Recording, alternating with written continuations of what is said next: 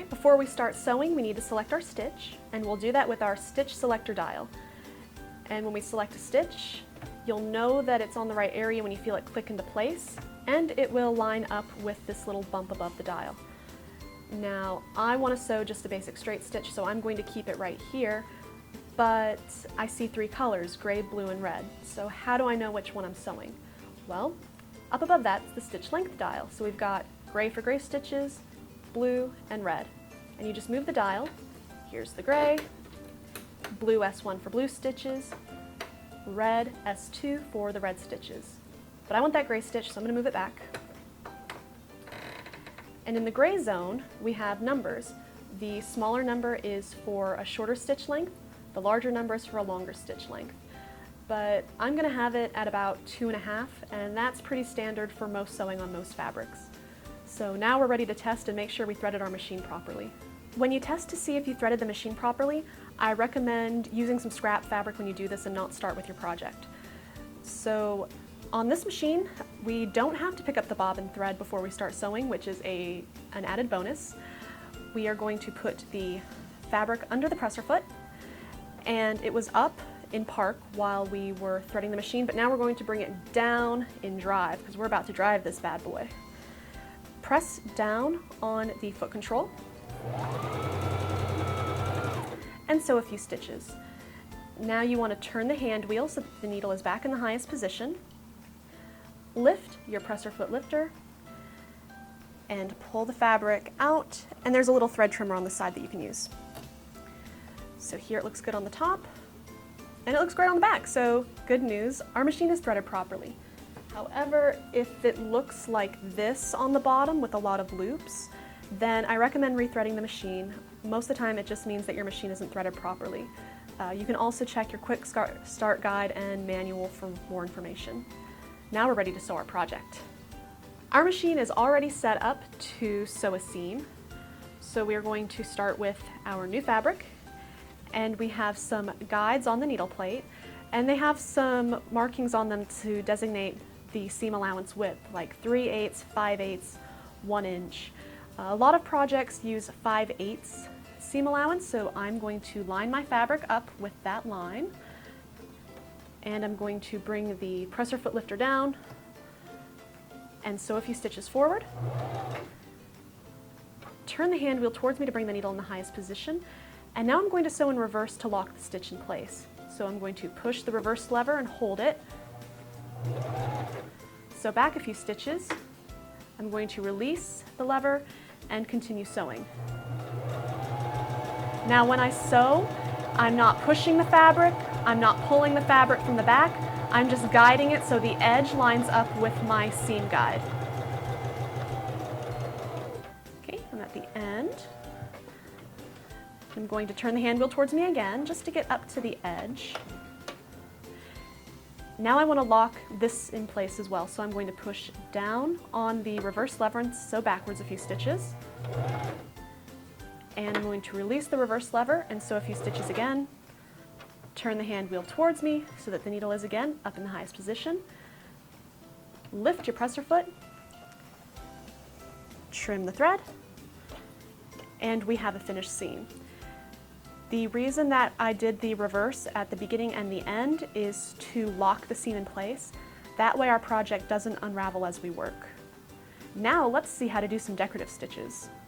So to select a decorative stitch, I'm going to come back to my stitch selector dial, and I'm going to line it up with this one right here because it's got three pretty cool designs. I have in gray a multi-step zigzag, in blue a honeycomb stitch, and in red a feather stitch. So we're going to go over doing each of these stitches. For the multi-step zigzag stitch, I'm going to come up to my stitch length dial in the gray zone. And I was at about 2.5 for straight stitch sewing, and just for funsies, let's put it on number 2 and see how that looks.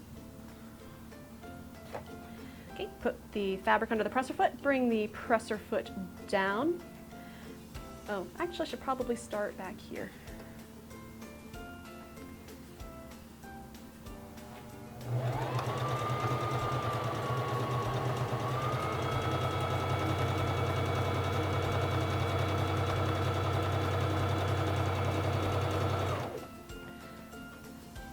Turn the hand wheel so that the needle's in the highest position. Lift the presser foot lifter and pull out the fabric. Okay, now I want to sew a honeycomb stitch, and that stitch is in blue. So I'm going to come back up to my stitch length dial, and I'm going to line it up so that I see the blue S1, so blue and blue. Now I'm going to sew the honeycomb stitch. Bring down the presser foot lifter and begin sewing.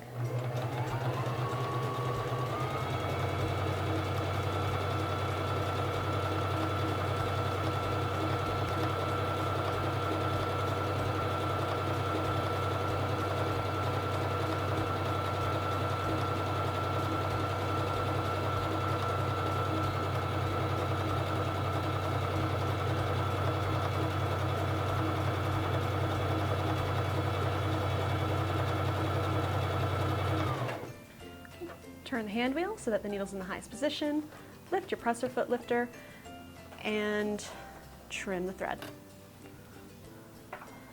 Lastly, I want to sew this feather stitch in red.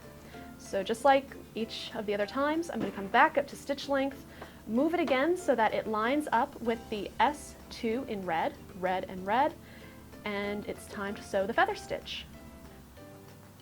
Put the fabric under the presser foot, lower the presser foot lifter, and begin again.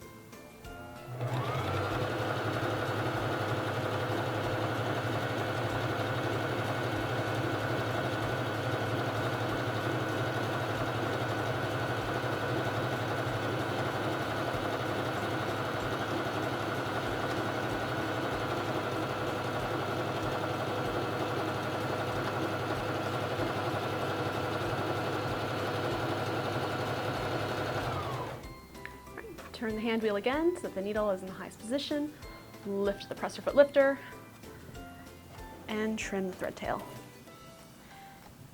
And there we have 3 decorative stitches, all on the same point on the stitch selector dial, but with varying stitch length settings. Now I want to go over how to do a zigzag stitch, because a zigzag stitch is very versatile and can be used in a wide array of applications. So I'm going to go back to my stitch selector dial and move it to this area where there's only this gray zigzag that goes from little to big. So I'm going to go on the narrow side, and because it's a gray stitch, I need to have my stitch length dial in the gray area, and let's sew it at the number 2 and see how that looks. Lower your presser foot and begin sewing.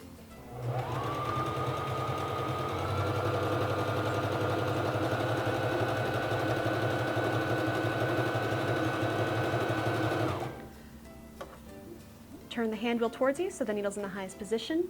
Raise the presser foot lifter, trim the thread, and there we have a narrow zigzag. So I'm going to make the stitch length a 4 instead of a 2, so I've increased it. And let's do that all again and see how it looks now.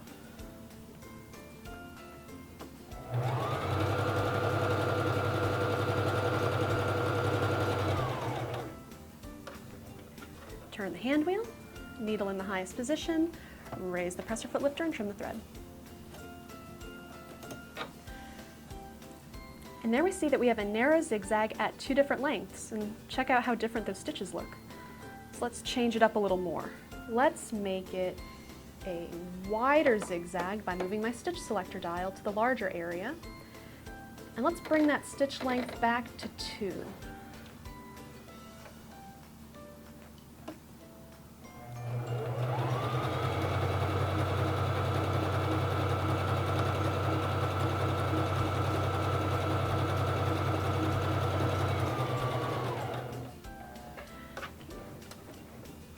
Turn that hand wheel towards you so the needle's in the highest position. Raise your presser foot lifter, trim the thread. And now I want to increase the stitch length on that to a 4. Let's see how that looks.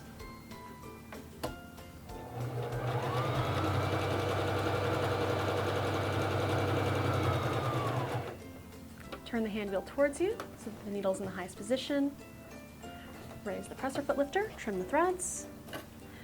And here we see that by adjusting the width and length of the zigzag stitch, we have a bunch of different looking stitches, but all zigzag. One last thing I want to point out regarding decorative stitches is the tension dial up at the top of the machine. Because you might be using different threads, you might want to fine-tune the look of your stitch, and you can do that by moving this dial. You can move it down or up, and if you'll notice from 3 to 5 there's this line, so that kind of signifies your default zone. So for most of your sewing you will be from 3 to 5. Well, let's make a buttonhole.